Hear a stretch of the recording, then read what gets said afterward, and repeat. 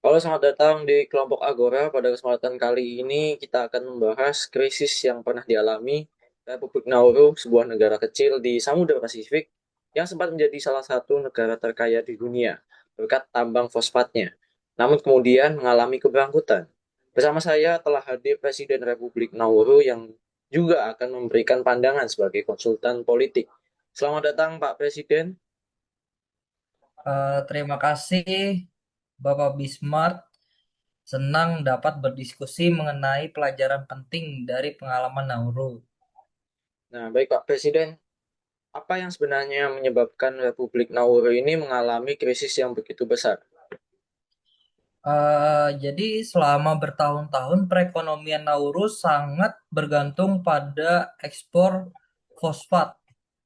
Ketika cadangan fosfat habis, pendapat negara menurun drastis. Selain itu, sebagian besar wilayah pulau mengalami kerusakan lingkungan akibat aktivitas pertambangan, sementara investasi negara dikelola secara efektif. Akibatnya, Nauru mengalami kesulitan ekonomi yang sangat serius. Jadi dapat dikatakan bahwa ketergantungan terhadap satu sumber daya menjadi penyebab utama kebangkrutan tersebut, betul Pak? Betul sekali, Pak Bismart. Kami terlalu fokus pada keuntungan jangka pendek dan kurang mempersiapkan strategi pembangunan jangka panjang. Dalam kajian filsafat politik, terdapat tiga pendekatan yang dapat digunakan untuk mengatasi krisis, yaitu politik penaklukan, politik kebebasan, dan politik pemberdayaan. Jadi menurut Anda, Bapak, apa perbedaan di ketiganya? Jadi, politik penaklukan menekankan kontrol yang sangat kuat dari pemerintah terhadap masyarakat. Politik kebebasan lebih mengutamakan hak individu dan kebebasan masyarakat dalam menentukan pilihan. Sedangkan politik pemberdayaan sangat berfokus pada peningkatan kemampuan masyarakat agar mampu mandiri dan berpartisipasi aktif dalam pembangunan negara. Mungkin dari ketiga pendekatan tersebut, manakah menurut Bapak yang paling cocok diterapkan untuk mengatasi krisis Nauru? Menurut saya sendiri sih politik pemberdayaan ya, karena pilihan itu sangat tepat.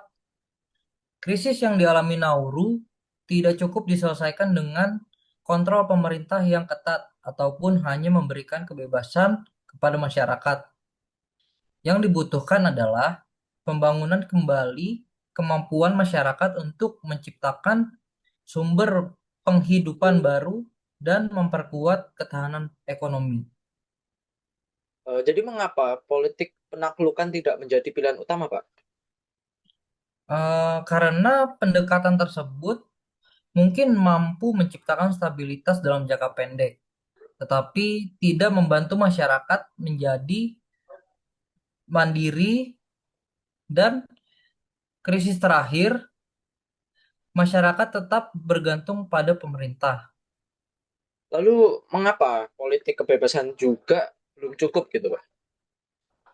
Karena kebebasan tanpa dukungan kemampuan dan sumber daya dapat menimbulkan kesenjangan. Dalam kondisi krisis, masyarakat memerlukan pendidikan, pelatihan, dan pendampingan agar mampu memanfaatkan kebebasan tersebut secara produktif. Jika pemberdayaan yang diterapkan, langkah apa yang perlu dilakukan, Pak? Yang pertama, pengembangan sektor ekonomi baru seperti perikanan dan pariwisata. Yang kedua, memperbaiki lingkungan yang rusak akibat pertambangan. Dan yang ketiga, meningkatkan kualitas pendidikan dan pelatihan kerja. Yang terakhir, melibatkan masyarakat dalam proses pengambilan keputusan sehingga pembangunan benar-benar sesuai kebutuhan mereka. Dari pembahasan hari ini dapat disimpulkan bahwa politik pemberdayaan merupakan pendekatan yang paling sesuai untuk membantu Republik Nauru keluar dari krisis. Melalui pemberdayaan, masyarakat tidak hanya menjadi penerima kebijakan, tetapi juga menjadi aktor utama dalam membangun masa depan. Benar ya, Pak? Benar sekali. Pengalaman Nauru mengajarkan bahwa kekayaan alam harus dikelola secara bijaksana dan pembangunan harus berorientasi pada keberlanjutan serta kesejahteraan masyarakat. Baik, terima kasih Bapak atas kesempatan dan penjelasannya, Pak Presiden.